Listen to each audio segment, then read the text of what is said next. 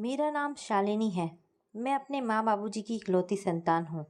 यूँ तो मेरे कोई सगे मामा नहीं थे, पर मेरे माँ के दूर के रिश्ते के एक भाई थे। मेरी माँ ने ही उन्हें पढ़ाया लिखाया था, या फिर यूँ कह लो उनकी सारी परवरिश ही मेरे माँ बाबूजी ने ही की थी। उसके बाद जब मेरे मामा विवाह योग्य हुए, तो उनका विवाह भी मेरे घर में ही हुआ। इस तरह मेरे मामा मामी ने मुझे इतना प्यार दिया कि वे लोग मुझे सगे मामा मामी से जैसे लगने लगे। मेरी मामी बहुत ही सुंदर थी, शायद थोड़ी बहुत पढ़ी लिखी थी। उनका सर्वश्रेष्ठ गुण यह था कि उनके चेहरे पर हमेशा मुस्कान खिली रहती थी। कोई भी उन्हें डांट लेता, फिर भी वह हमेशा मुस्कुरा कर ही सबको खुश कर लिया करती। उनके विवाह के समय मेरी उम्र बहुत छोटी थी, बस इतनी कि मैं हर समय शैतानियाँ करती, इधर से उधर फुदकती रहती। घर में कोई भी शादी ब्याह का माहौल होता, मामी ढोलक हारमोनियम लेकर बैठ जाती और तरह तरह के बन्ने बन्नियाँ गा गा कर घर में एक शादी का माहौल बना देती। उन्हें होली सावन के गीत सुर लय ताल के साथ याद थे। मेरी शादी का समारोह उनके चेहरे का उल्लास जैसे फूटा ही पड़ रहा था। एक के बाद एक नए नए किस्म के गाने वह गाए जा रही थी। उनके गानों का भंडार जैसे समाप्त होने को ही नहीं आ रहा था। साथ में बैठी मेरी चाची ताई से कहती जाती, अरे एकाध बन्नी आप भी तो गाओ जीजी। सब उनके आगे कहाँ टिकती। आखिरकार मेरी मामी को ही समा बांधना पड़ता। अक्सर मैं देखती, कभी कभी मामी ऐसे माहौल में भी उदास हो जाया करती, फिर मौके की नज़ाकत देखकर अपने चेहरे पर मुस्कुराहट का गिलाफ चढ़ा लेती। मामा की फौज में नौकरी होने के कारण मामी हम लोगों के साथ हमारे ही घर में रहा करती। मामा मामी के कोई संतान नहीं थी, इस कारण भी वे लोग हम ही को अपनी संतान समझा करते और अपने प्यार में कोई भी कमी नहीं आने देते। इस तरह वे लोग हमारे घर का हिस्सा ही बन गए थे। मेरी विदाई के समय सबसे ज़्यादा मुझसे लिपटकर मेरी मामी ही रोई थी। मेरे विवाह के कुछ समय बाद मेरे बाबूजी के हाथ की लिखी चिट्ठी आई थी। उसमें उन्होंने मामा के न रहने की बात लिखी थी और लिखा था कि मामा मेरे विवाह के समय से ही अस्वस्थ चल रहे थे। फ़र्क सिर्फ इतना था कि मामा ने अपनी बीमारी की बात किसी को भी नहीं बताई थी। जब उनका बिस्तर से उठना बैठना मुश्किल हो गया, तब जाकर मेरे माँ बाबूजी को पता चला कि मामा को कैंसर था, पर मामी को मामा की बीमारी के बारे में शायद पता था। अब मामी का उदास चेहरा मेरी आंखों में तैरने लगा था। क्यों वे मेरे विवाह के समय कभी कभी उदास हो जाया करती थी। विवाह के माहौल में भी जब कभी उन्हें फुर्सत के कुछ पल मिलते थे, तब वे एकांत में रोकर अपना मन हल्का कर लिया करती थी। लगता है कि मामा ने ही उन्हें मेरे विवाह होने तक किसी को कुछ भी अपनी बीमारी के बारे में ना बताने के लिए कहा होगा। विवाह के कुछ वर्षों बाद ही मालूम हुआ कि उदय को कंपनी के काम से कुछ समय के लिए अमेरिका जाना पड़ेगा। ना चाहते हुए भी हम लोगों को अमेरिका जाने का मन बनाना ही पड़ा। हम लोगों के न्यूयॉर्क जाने से कुछ दिनों पहले अचानक मामी को अपने दरवाजे पर खड़ा देखकर मैं हैरान रह गई थी। मामी हफ्ते भर मेरे पास रही थी। इस एक हफ्ते में ही वे मेरे बच्चों के साथ घुल मिल गई थी। मामी ने मेरे यहाँ भी किचन का सारा काम संभाल लिया था। उनके साथ बिताया हुआ एक हफ्ता कहाँ निकल गया मालूम ही नहीं पड़ा। मामी मेरे मामा के साथ बहुत खुश नहीं थी, ऐसा उनकी बातों से मालूम होता था।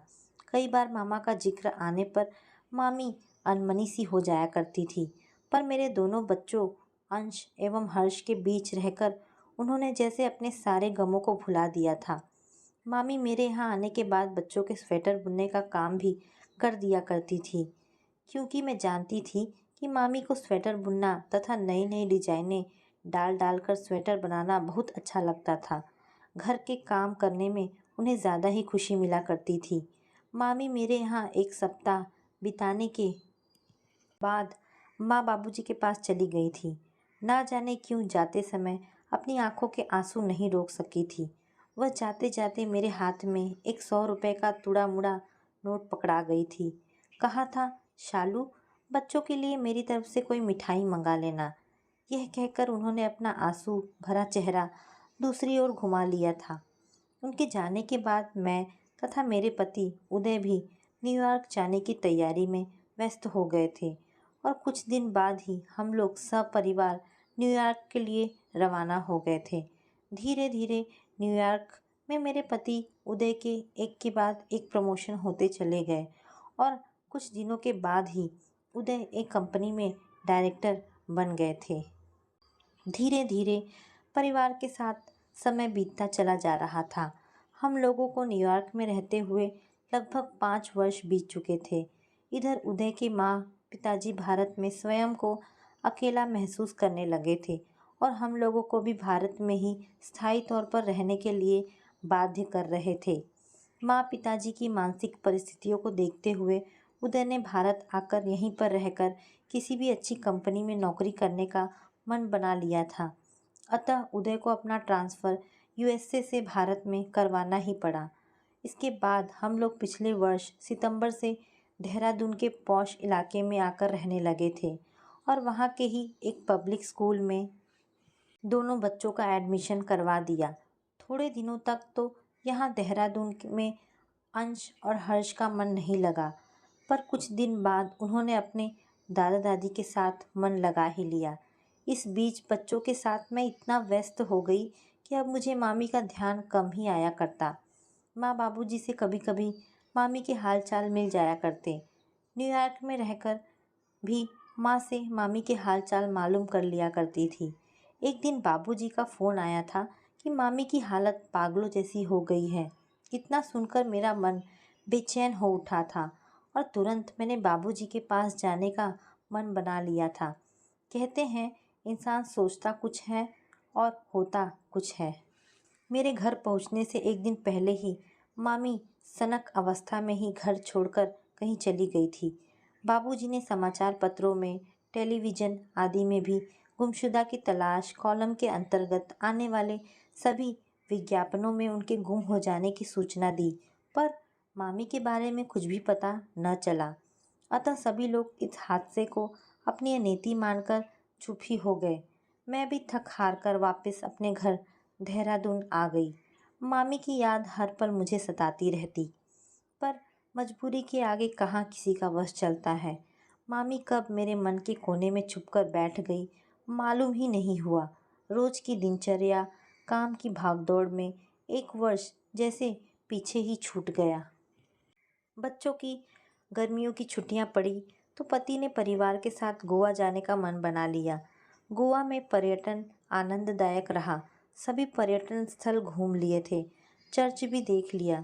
एक दिन हम लोग बीच पर घूम रहे थे, तभी अंश आया और कहने लगा, मम्मी बहुत ज़ोरों से भूख लग रही है। चारों तरफ नज़र दौड़ाई पर कहीं भी खाने की कोई उचित एवं साफ सुथरी जगह नहीं दिखाई दी।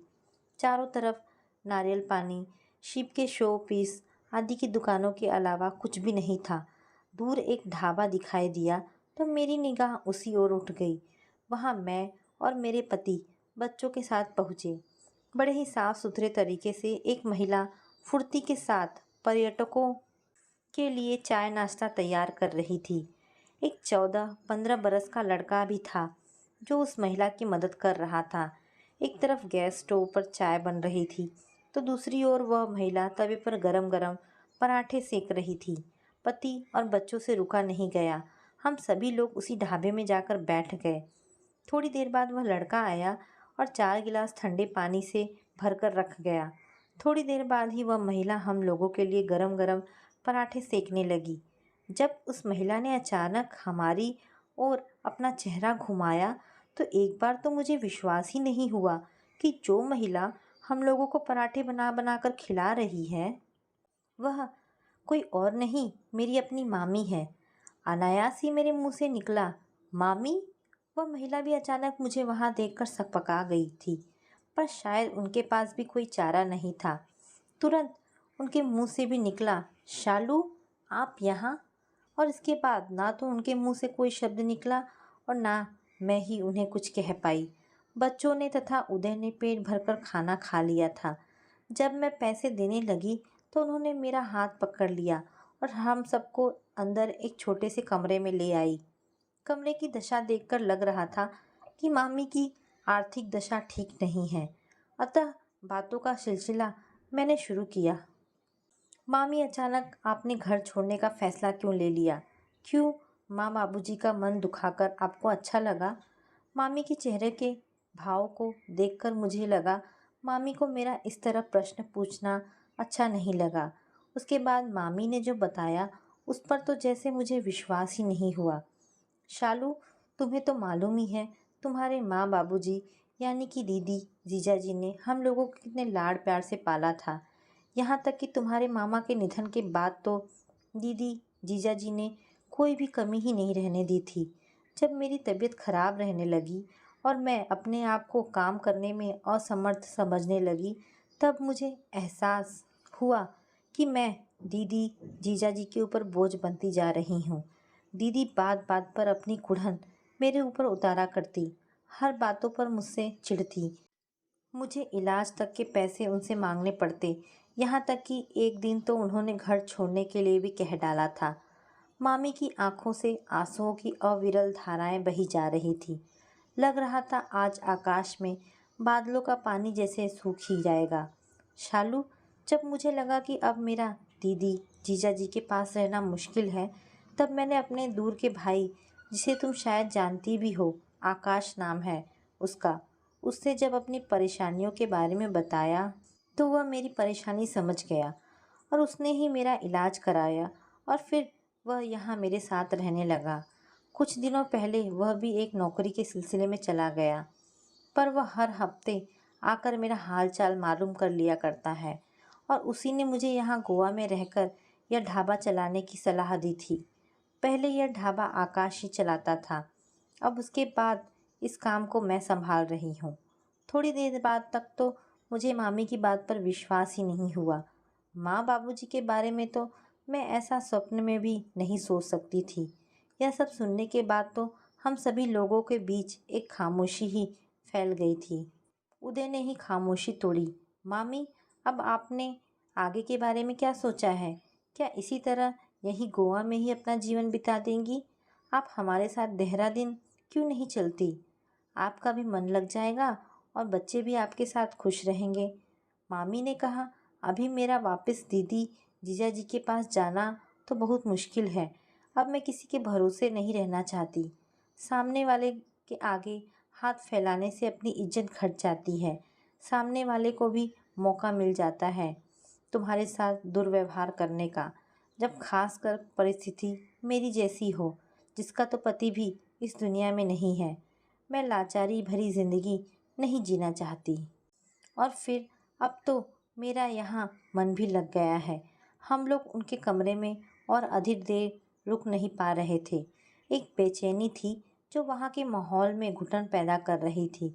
उदय ने भी मुझे वापस अपने होटल चलने के लिए इशारा कर दिया। थोड़ी देर बाद हम लोग वहाँ से चलने के लिए उठ ही गए थे। मामी बाहर के दरवाजे तक हम लोगों को छोड़ने आई थी। उनकी निगाहें दूर तक मेरा पीछा करती थी। इसके बाद हम लोग अपने होटल में आ गए थे। समझ नहीं आ रहा था कि माँ बाबूजी को क्या कहूँ क्या ना कहूँ। मन में प्रश्नों के बीच घमासान युद्ध छिड़ा हुआ था। फिर इसके बाद मेरा गोवा में मन नहीं लगा। अगले दिन ही हम लोग देहरादून के लिए गोवा से रवाना हो गए थे। वहाँ मामी के साथ साथ छोड़ आए थे कई प्रश्न। मुझे मेरे माँ बाबूजी पर बहुत गुस्सा आ रहा था। क्या कोई अपनों के साथ ऐसा कर सकता है जब वो खासकर ऐसी लाचार परिस्थिति में हो? क्या मामा के नहीं रहने पर वही मामी अब बोझ लगने लगी? मैंने और उदय ने मामी को अपने साथ लाने की भरपूर कोशिश की, मगर शायद उनका विश्वास अपनों पर से टूट चुका था। शायद उन्हें मुझ पर भी विश्वास नहीं है। उन्हें लगा होगा कि मैं भी मम्मी जैसी उन्हें एक दिन घर छोड़ने के लिए ना कह दूं। इसीलिए वो आत्मनिर्भर बनकर इज्जत की रोटी खाना पसंद कर रही हैं, जो कि एकदम सही फैसला है। जहाँ इज्जत ना मिले वहाँ रहना छोड़ दो, चाहे वो किसी का घर हो या किसी का दिल। मगर मैं मामी से मिलती रहूँगी और उनका साथ कभी ना छोड़ूंगी। आखिर वो मेरी मामी है। तो दोस्तों, ये आत्मनिर्भर वाली कहानी आपको कैसी लगी? आशा करती हूँ आपको ये कहानी पसंद आई होगी। अगर आपको कहानी पसंद आई है तो प्लीज़ इसे लाइक एंड शेयर करें। धन्यवाद दोस्तों।